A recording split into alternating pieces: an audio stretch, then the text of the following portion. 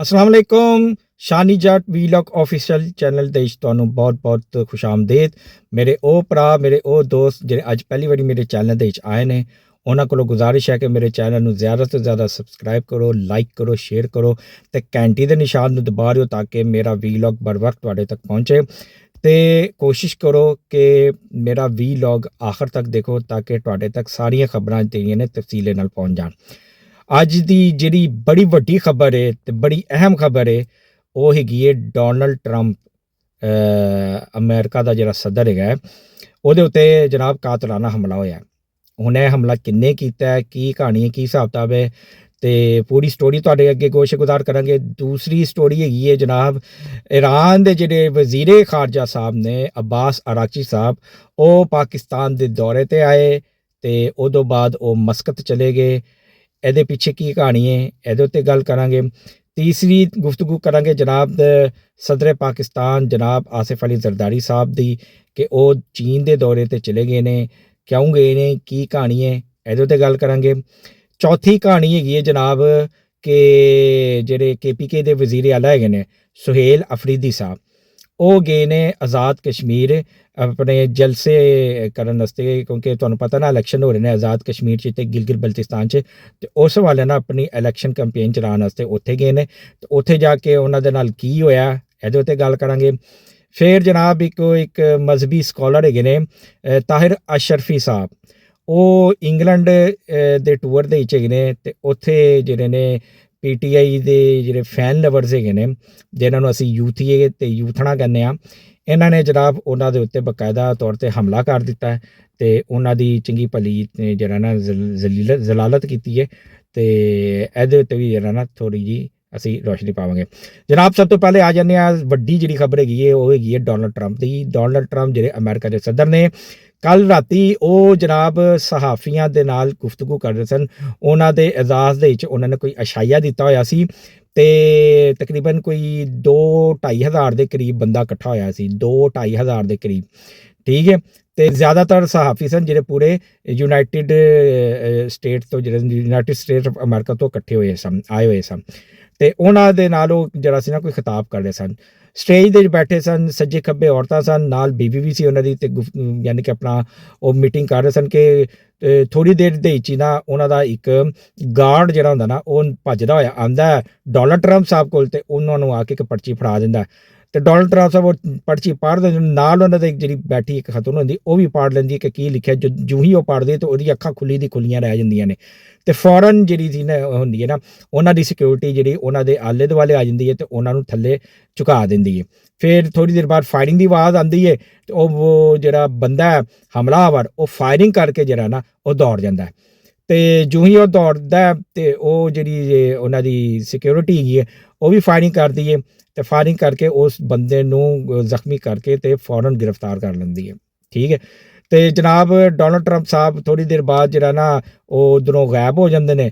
ਫਿਰ ਦੁਬਾਰਾ ਤਕਰੀਬਨ ਕੋਈ ਅੱਧੇ ਪੌਣੇ ਘੰਟੇ ਬਾਅਦ ਮੀਡੀਆ ਦੇ ਸਾਹਮਣੇ ਆਉਂਦੇ ਨੇ ਅਤੇ ਫਿਰ ਉਹ ਜਿਹੜੇ ਆ ਨਾ ਦੱਸਦੇ ਨੇ ਮੀਡੀਆ ਨੂੰ ਆ ਕੇ ਕਿ ਇਹ ਜਿਹੜਾ ਬੰਦਾ ਹੈ ਇਹ ਯਾਨੀ ਕਿ ਅਫਰੀਕੀ ਨਿਜ਼ਾਦ ਬੰਦਾ ਹੈ, ਠੀਕ ਹੈ, ਅਤੇ ਨਾਲੇ ਇਹ ਕੈਲੀਫੋਰਨੀਆ ਤੋਂ ਆਇਆ ਅਤੇ ਨਾਮ ਜਿਹੜਾ ਸੀ ਉਹ ਇਹਨਾਂ ਜਿਹੜਾ ਦੱਸਿਆ ਸੀ ਉਹ ਮੇਰੇ ਜ਼ਿਹਨ ਤੋਂ ਨਿਕਲ ਗਿਆ ਕਿ ਨਾਮ ਕੀ ਸੀ ਇਹਦਾ, ਲੇਕਿਨ ਇੰਨਾ ਪਤਾ ਕਿ ਕੈਲੀਫੋਰਨੀਆ ਦਾ ਰਹਿਣ ਵਾਲਾ ਅਤੇ ਅਫਰੀਕੀ ਨਿਜ਼ਾਦ ਹੈਗਾ, ਅਫਰੀਕੀ ਨਿਜ਼ਾਦ ਅਮਰੀਕਨ ਹੈਗਾ, ਠੀਕ ਹੈ। ਅਤੇ ਉਹਨੇ ਜਿਹੜਾ ਸੀ ਨਾ ਕਿ ਪੂਰਾ ਪਲਾਨ ਕਰਕੇ ਇੱਕ ਬੈਗ ਲੈ ਕੇ ਆਇਆ ਸੀ, ਅੰਦਰ ਦਾਖਲ ਹੋ ਗਿਆ ਅਤੇ ਉਹਨੇ ਜੂੰ ਹੀ ਬੈਗ ਖੋਲ੍ਹਿਆ ਉੱਧਰ ਬੰਦੂਕ ਕੱਢੀ ਹੈ 2 ਨਾਲੀ ਵਾਲੀ, ਉਹਨੂੰ ਅਸੈਂਬਲ ਕੀਤਾ ਕਰਕੇ ਅਤੇ ਉਹਨੇ ਸਿੱਧੇ ਫਾਇਰ ਖੋਲ੍ਹ ਦਿੱਤੇ ਨੇ ਅਤੇ ਉਹ ਗੋਲੀ ਜਿਹੜੀ ਸੀ ਨਾ ਉਹ ਲੱਗੀ ਉਹਨਾਂ ਦੇ ਗਾਰਡ ਨੂੰ, ਜਿਹੜੀ ਕਿ ਉਹ ਗੋਲੀ ਛੂਹ ਕੇ ਨਿਕਲ ਗਈ, ਵੱਜੀ ਵੀ ਨਹੀਂ ਹੈ ਅਤੇ ਉਹ ਜ਼ਖਮੀ ਹੋ ਗਿਆ ਅਤੇ ਬਸ ਉਹ ਇਹ ਹਰਕਤ ਕਰਕੇ ਅਤੇ ਉਹ ਦੌੜ ਗਿਆ। ਫਿਰ ਗਾਰਡਸ ਜਿਹੜੇ ਸਨ ਉਹਨਾਂ ਨੇ ਪਿੱਛੋਂ ਦੀ ਫਾਇਰਿੰਗ ਕਰਕੇ ਉਹਨੂੰ ਜ਼ਖਮੀ ਕਰਕੇ ਅਤੇ ਜ਼ਖਮੀ ਹਾਲਤ ਦੇ ਵਿੱਚ ਜਿਹੜਾ ਗ੍ਰਿਫਤਾਰ ਕਰ ਲਿਆ।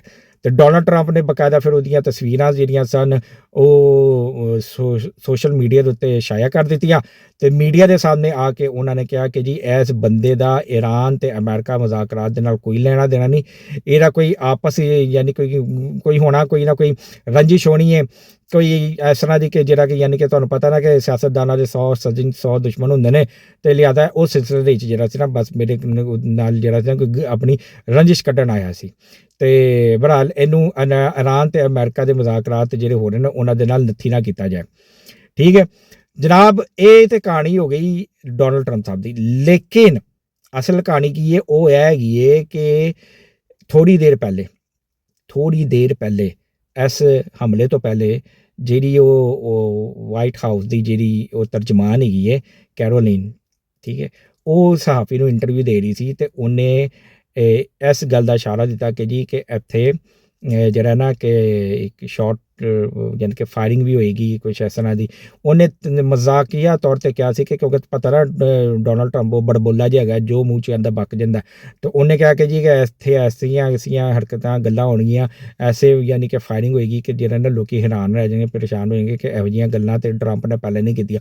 ਉਹਨੇ ਇਹ ਕੀਤਾ, ਲੇਕਿਨ ਲੋਕਾਂ ਨੇ ਇਹਨੂੰ ਨੱਥੀ ਕਰ ਦਿੱਤਾ ਕਿ ਜੀ ਇਹਦਾ ਜਿਹੜਾ ਤਾਲੁਕ ਹੈਗਾ ਉਹ ਹਮਲਾਵਰ ਦੇ ਨਾਲ ਹੈਗਾ, ਕਿਉਂਕਿ ਇਹਨੇ ਪਹਿਲੇ ਹੀ ਇਸ਼ਾਰਾ ਦੇ ਦਿੱਤਾ ਸੀ ਕਿ ਜੀ ਇੱਥੇ ਜਿਹੜੇ ਨਾ ਹੁਣ ਥੋੜ੍ਹੀ ਦੇਰ ਬਾਅਦ ਜਿਹੜੀ ਨਾ ਫਾਇਰਿੰਗ ਵੀ ਹੋਏਗੀ, ਇੱਥੇ ਮਜ਼ਾਕ ਵੀ ਹੋਏਗਾ ਅਤੇ ਇਹ ਵੀ ਹੋਏਗਾ ਤਾਂ ਫਲਾਣਾ ਵੀ ਹੋਏਗਾ। ਉਹ ਇੰਟਰਵਿਊ ਬੜਾ ਵਾਇਰਲ ਹੋ ਰਿਹਾ ਹੈ ਉਸ ਤਰਜਮਾਨ ਦਾ, ਠੀਕ ਹੈ।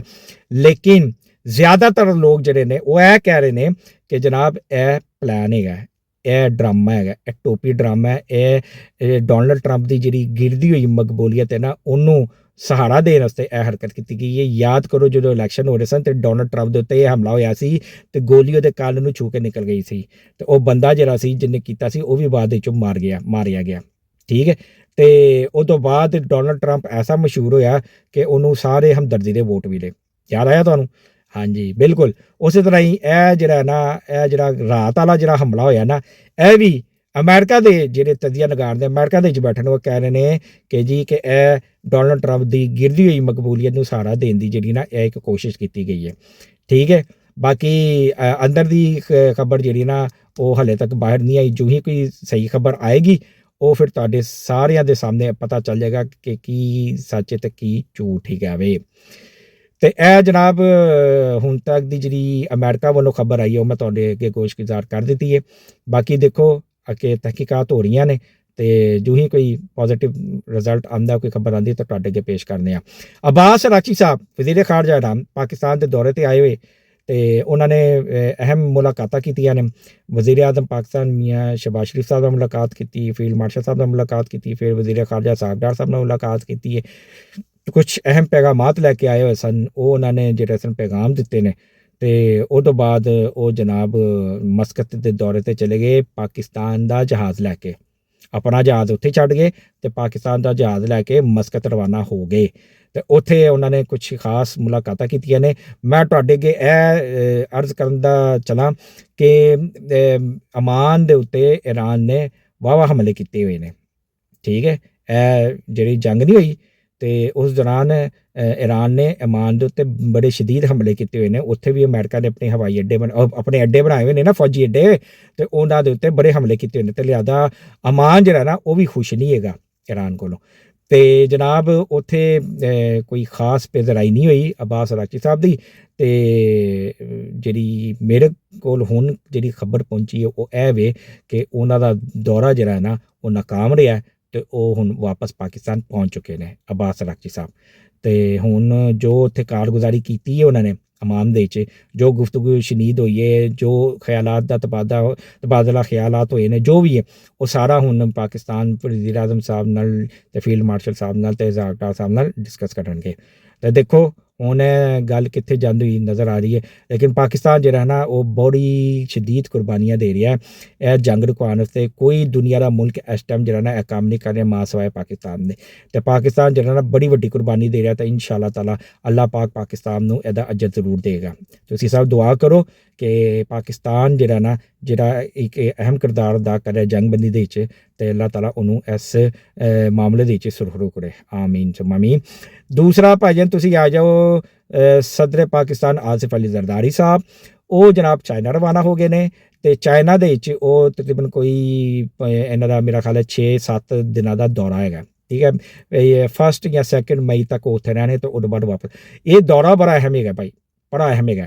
ਇੱਕ ਤਾਂ ਉੱਥੇ ਜਾ ਕੇ ਕੁਛ ਅਹਿਮ ਜਗ੍ਹਾ ਦੀਆਂ ਜਿਹੜਾ ਨਾ ਉਹ ਕਰਨਗੇ ਕਿ ਨਾ ਲਈਦਾ ਮੁਆਇਨੇ ਵਗੈਰਾ ਕਰਨਗੇ, ਠੀਕ ਹੈ। ਫਿਰ ਮੁਲਾਕਾਤਾਂ ਵੀ ਹੈਗੀਆਂ ਨੇ ਇਹਨਾਂ ਦੀਆਂ ਬੜੀ ਅਹਿਮ, ਅਤੇ ਜਿਹੜਾ ਮੁਜ਼ਾਕਰਾਤ ਹੋ ਰਹੇ ਨੇ ਉਹਦੇ ਹਵਾਲੇ ਨਾਲ ਵੀ ਕੋਈ ਤਬਾਦਲਾ ਖਿਆਲ ਕਰਨਗੇ। ਅਤੇ ਬਾਕਾਇਦਾ ਤੌਰ 'ਤੇ ਸਦਰ ਸਾਹਿਬ ਨੂੰ ਜਿਹੜਾ ਨਾ ਖੁਸੂਸੀ ਤੌਰ 'ਤੇ ਕਿਹਾ ਗਿਆ ਕਿ ਤੁਸੀਂ ਚਾਈਨਾ ਜਾਓ ਅਤੇ ਚਾਈਨਾ ਨੂੰ ਜਾ ਕੇ ਇਤਮਾਦ ਦੇ 'ਚ ਲਵੋ, ਅਤੇ ਜੋ ਕੁਛ ਹੋ ਰਿਹਾ ਈਰਾਨ ਅਮਰੀਕਾ ਦੇ ਦਰਮਿਆਨ ਅਤੇ ਪਾਕਿਸਤਾਨ ਦੇ ਜੋ ਕਿਰਦਾਰ ਹੈ ਸਭ ਕੁਛ ਜਿਹੜਾ ਨਾ ਤੁਸੀਂ ਕਰੋ, ਅਤੇ ਚਾਈਨਾ ਨੂੰ ਜਿਹੜਾ ਨਾ ਇਹ ਬਾਵਰ ਕਰਾਓ ਕਿ ਤੁਸੀਂ ਜਿਹੜਾ ਨਾ ਸਾਡੇ ਨਾਲ ਜਿਹੜਾ ਨਾ ਸਾਬਤ ਕਰਮੀ ਦੇ ਨਾਲ ਕਾਇਮ ਰਹੋ, ਖਲੋਤੇ ਰਹੋ, ਅਤੇ ਆਉਣ ਵਾਲਾ ਵਕਤ ਜਿਹੜਾ ਨਾ ਇਨਸ਼ਾ ਅੱਲਾਹ ਤਾਲਾ ਉਹ ਅੱਛਾ ਹੋਏਗਾ, ਅਤੇ ਤੁਸੀਂ ਬਸ ਜਿਹੜਾ ਨਾ ਆਪਣੇ ਪੈਰਾਂ ਦੀ ਮਿੱਟੀ ਨਹੀਂ ਛੱਡਣੀ, ਠੀਕ ਹੈ। ਅਤੇ ਇਹ ਤਾਂ ਯਾਨੀ ਕਿ 6-7 ਦਿਨ ਦਾ ਦੌਰਾ, ਅਤੇ 6-7 ਦਿਨਾਂ ਦੇ ਵਿੱਚ ਆਸਿਫ ਅਲੀ ਜ਼ਰਦਾਰੀ ਸਾਹਿਬ ਨੇ ਬੜੀ ਵੱਡੀ ਕਾਰਵਾਈ ਪਾਣੀ ਹੈ।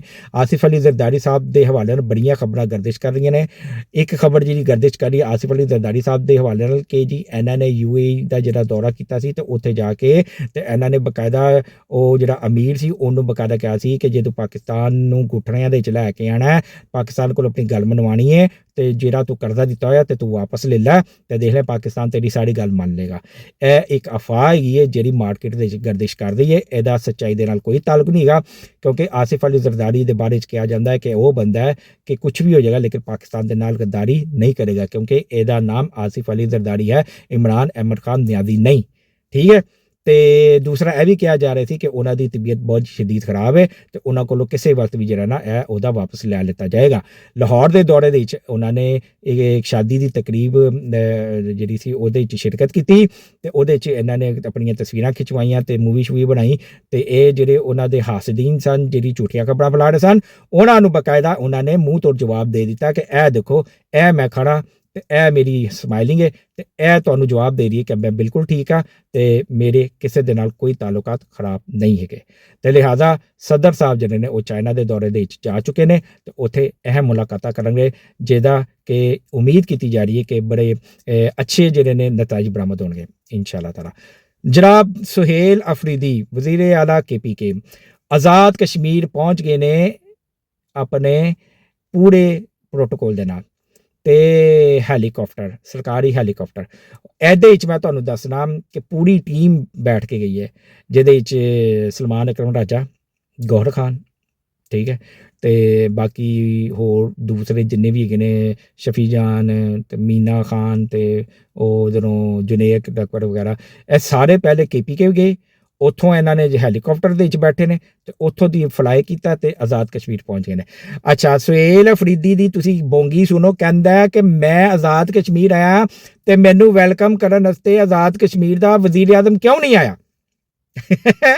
ਉਹ ਬਈ ਤੂੰ ਉੱਥੇ ਇਲੈਕਸ਼ਨ ਲੜਨ ਗਿਆ ਹੈ, ਅਤੇ ਤੇਰੇ ਮੁਕਾਬਲੇ ਦੇ ਵਿੱਚ ਜਿਹੜਾ ਹੈਗਾ ਵਜ਼ੀਰ ਆਜ਼ਮ ਉਹ ਤਾਂ ਪੀਪਲ ਪਾਰਟੀ ਦਾ, ਉਹ ਤਾਂ ਆਪਣੀ ਇਲੈਕਸ਼ਨ ਕੈਂਪੇਨ ਚਲਾ ਰਿਹਾ, ਉਹਨੇ ਤਾਂ ਇਲੈਕਸ਼ਨ ਜਿੱਤਣਾ, ਉਹ ਤੈਨੂੰ ਪ੍ਰੋਟੋਕੋਲ ਦੇਣ ਵਾਸਤੇ ਕਿਉਂ ਆਏਗਾ ਵੀ ਤੈਨੂੰ ਵੈਲਕਮ ਕਰਨ ਕਿਉਂ? ਤੂੰ ਤੇ ਉਹਦਾ ਮੁਖਾਲਿਫ ਹੈਗਾ। ਅਤੇ ਇਹ ਉਹਨੇ ਬੜੀ ਵੱਡੀ ਬੋਂਗੀ ਮਾਰੀ, ਅਤੇ ਲੋਕਾਂ ਨੇ ਬਾਕਾਇਦਾ ਉਹਨੂੰ ਬੜਾ ਜ਼ਲੀਲ ਕੀਤਾ ਕਿ ਬਈ ਤੂੰ ਇੱਥੇ ਉਹਦੇ ਮੁਕਾਬਲੇ 'ਤੇ ਇਲੈਕਸ਼ਨ ਦੀ ਕੰਪੇਨ ਚਲਾਉਣ ਆਇਆ, ਅਤੇ ਉਹ ਤਾਂ ਤੇਰਾ ਮੁਖਾਲਿਫ ਹੈ, ਤੈਨੂੰ ਕਿਉਂ ਵੈਲਕਮ ਕਰੇਗਾ?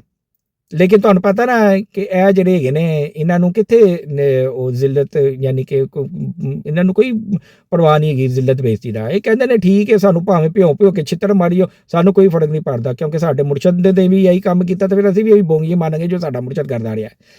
ਜਨਾਬ ਇਹਦਾ ਲੱਗਾ ਜਿਹੜਾ ਜਲਸਾ ਸੀ ਨਾ, ਉੱਥੇ ਜਨਾਬ ਤਕਰੀਬਨ 4,500 ਜਿਹੜੀਆਂ ਸੀ ਨਾ ਕੁਰਸੀਆਂ ਲਾਈਆਂ ਗਈਆਂ, 4,500 ਕੁਰਸੀਆਂ ਲਾਈਆਂ ਗਈਆਂ ਜਿੱਥੋਂ ਇਹਨੇ ਖਿਤਾਬ ਕਰਨਾ ਸੀ।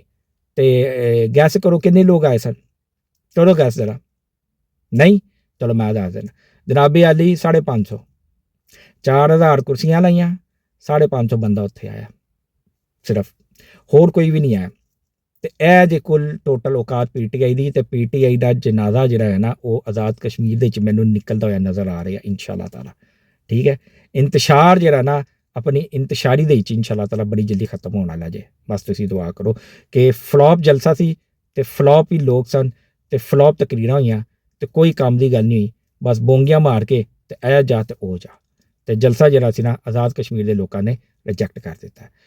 ਤਾਹਿਰ ਅਸ਼ਰਫੀ ਸਾਹਿਬ ਮਜ਼ਹਬੀ ਸਕਾਲਰ ਹੈਗੇ ਨੇ, ਇੰਗਲੈਂਡ ਦੇ ਦੌਰੇ 'ਤੇ ਨੇ, ਅਤੇ ਉਹ ਇੱਥੇ ਕਿਸੇ ਤਕਰੀਬ ਤੋਂ ਖਿਤਾਬ ਕਰਕੇ ਬਾਹਰ ਨਿਕਲੇ ਨੇ, ਅਤੇ ਉਹਨਾਂ ਦੇ ਉੱਤੇ ਯੂਥੀਆਂ ਨੇ ਹਮਲਾ ਕਰ ਦਿੱਤਾ ਬੜਾ ਸ਼ਦੀਦ, ਤੇ ਉਹਨਾਂ ਨੇ ਬਹੁਤ ਜ਼ਲਾਲਤ ਕੀਤੀ ਹੈ, ਉਹ ਉਹਨਾਂ ਨੂੰ ਜਿਹੜਾ ਨਾ ਚੁੱਭਦੇ ਹੋਏ ਸਵਾਲ ਪੁੱਛਣੇ, ਉਹ ਉਹਨਾਂ ਨੂੰ ਬੇਇੱਜ਼ਤ ਕੀਤਾ।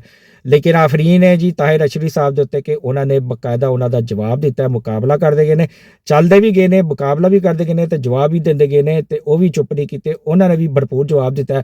ਉਹਨਾਂ ਨੇ ਵੀ ਫੀਲਡ ਮਾਰਸ਼ਲ ਦੇ ਨਾਅਰੇ ਲਾਏ ਨੇ, ਉਹਨਾਂ ਨੇ ਵੀ ਸ਼ਬਾਜ਼ ਸ਼ਰੀਫ ਦੇ ਨਾਅਰੇ ਲਾਏ ਨੇ, ਤੇ ਉਹਨਾਂ ਨੇ ਵੀ ਇਮਰਾਨ ਖਾਨ ਨੂੰ ਉਹਨਾਂ ਦੇ ਮੂੰਹ ਤੇ ਕਿਹਾ ਕਿ ਉਹ ਝੂਠਾ ਹੈ, ਉਹ ਮੁਨਾਫਿਕ ਹੈ, ਉਹ ਚੋਰ ਹੈ, ਉਹ ਘੜੀ ਚੋਰ ਹੈ, ਉਹਨੇ 4 ਸਾਲ ਆਵਾਮ ਨੂੰ ਬੇਵਕੂਫ ਬਣਾਇਆ ਤੇ ਪਾਕਿਸਤਾਨ ਦਾ ਬੇੜਾ ਗਰਕ ਕਰਨ ਦੇ ਵਿੱਚ ਇਮਰਾਨ ਅਹਿਮਦ ਖਾਨ ਨਿਆਜ਼ੀ ਦਾ ਬੜਾ ਵੱਡਾ ਹੱਥ ਹੈ। ਠੀਕ ਹੈ, ਲੇਕਿਨ ਤੁਹਾਨੂੰ ਪਤਾ ਹੈ ਯੂਥੀਏ ਜਿਹੜੇ ਨੇ ਤੇ ਉਹ ਕਿੱਥੇ ਫਿਰ ਬਾਜ਼ ਆਉਂਦੇ ਨੇ, ਉਹਨਾਂ ਨੇ ਤੇ ਫਿਰ ਆਪਣੀ ਜਿਹੜਾ ਨਾ ਹੱਡ ਦਰਮੀ ਚ ਜਿਹੜਾ ਵੀ ਜਾਏ ਪਾਕਿਸਤਾਨ ਤੋਂ ਵੀ ਉਹਦੇ ਪਿੱਛੇ ਚੱਲ ਜਾਂਦੇ ਨੇ ਤਿਲ ਪਾਣੀ ਲੈ ਕੇ, ਕਿਉਂਕਿ ਇਹਨਾਂ ਦੀ ਜਿਹੜੀ ਨਾ ਉਹ ਤਰਬੀਅਤ ਇਸ ਤਰ੍ਹਾਂ ਦੀ ਕੀਤੀ ਗਈ ਹੈ। ਇਹ ਕਹਿੰਦੇ ਨੇ ਜਿਹੜਾ ਸਾਨੂੰ ਸ਼ੌਰ ਤੇ ਇਹ ਸ਼ੌਰ ਦਿੱਤਾ ਕਿ ਪਾਕਿਸਤਾਨ ਤੋਂ ਜਿਹੜਾ ਆਉਂਦਾ ਉਹਦੇ ਨਾਲ ਇਸ ਤਰ੍ਹਾਂ ਸਲੂਕ ਕਰਦੇ ਨੇ, ਆਪਣੇ ਮੁਖਾਲਿਫ ਨੂੰ ਤਾਂ ਇਨਸਾਨ ਸਮਝਦੇ ਨਹੀਂ ਹੈਗੇ, ਤੇ ਲਿਹਾਜ਼ਾ ਤਾਹਿਰ ਅਸ਼ਰਫੀ ਸਾਹਿਬ ਨੇ ਵੀ ਜਿਹੜਾ ਨਾ ਉਹਨਾਂ ਦੇ ਨਾਲ ਫਿਰ ਉਂਝ ਹੀ ਕੀਤੀ ਜਿਸ ਤਰ੍ਹਾਂ ਦੀ ਉਹ ਕਰਦੇ ਸਨ। ਤੇ ਇਹ ਹੈਗੀਆਂ ਸਨ ਜਨਾਬ ਅੱਜ ਦੀਆਂ ਖਬਰਾਂ। ਇਨਸ਼ਾਅੱਲਾ ਤਾਲਾ ਜੋ ਹੀ ਅਪਡੇਟ ਕੋਈ ਆਉਂਦੀ ਹੈ, ਕੋਈ ਨਵੀਂ ਖਬਰ ਆਉਂਦੀ ਹੈ, ਤੁਹਾਡੇ ਅੱਗੇ ਗੋਸ਼ਗੁਜ਼ਾਰ ਕਰਨ ਵਾਸਤੇ ਹਾਜ਼ਰ ਹੋ ਜਾਵਾਂਗੇ। ਤੇ ਤੁਹਾਡੇ ਕੋਲੋਂ ਦਰਖਾਸਤ ਹੈ ਮੇਰੇ ਚੈਨਲ ਨੂੰ ਜ਼ਿਆਦਾ ਤੋਂ ਜ਼ਿਆਦਾ ਸਬਸਕ੍ਰਾਈਬ ਕਰੋ, ਲਾਈਕ ਕਰੋ, ਸ਼ੇਅਰ ਕਰੋ, ਘੰਟੀ ਦੇ ਨਿਸ਼ਾਨ ਨੂੰ ਦਬਾਓ ਤੇ ਆਪਣੇ ਖਿਆਲਾਤ ਦਾ ਇਜ਼ਹਾਰ ਜ਼ਰੂਰ ਕਰੋ, ਲੇਕਿਨ ਤਹਿਜ਼ੀਬ ਦੇ ਨਾਰੇ ਨਾਲ। ਆਪਣਾ ਵੀਲੌਗ ਮੈਂ ਇਸ ਨਾਰੇ ਦੇ ਨਾਲ ਖਤਮ ਕਰਨਾ, ਪਾਕਿਸਤਾਨ ਹਮੇਸ਼ਾ ਜ਼ਿੰਦਾਬਾਦ।